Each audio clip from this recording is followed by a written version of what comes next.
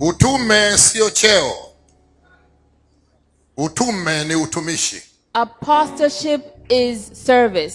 Unaweza ukachukua cheo ukaitwa mtume, lakini watu wakikuona kule wataona kama chinga fulani linatembea. You can have a title of an apostle but not have the works of an apostle. Lakini kazi ndio inathibitisha wewe ni nani. But your work is what shows who you are. Na hata Yesu alipopata changamoto juu ya utumishi wake, And even when Jesus aliwaeleza, kama mniamini maneno yangu, aminini kazi yenyewe.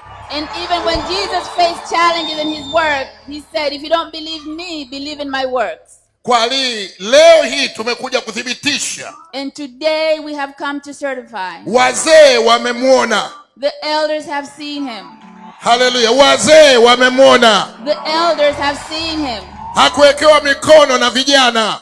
Being Kwa sababu wana nguvu vijana, lakini hawana ujuzi. Wenye ujuzi ni wazee. Because the elders are the ones who have skills, not the young, not the youth.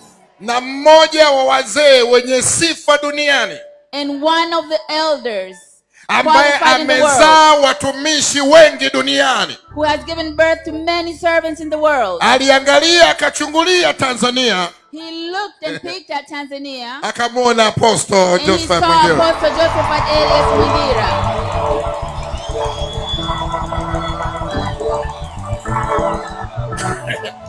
Akaamua kuumimina moyo.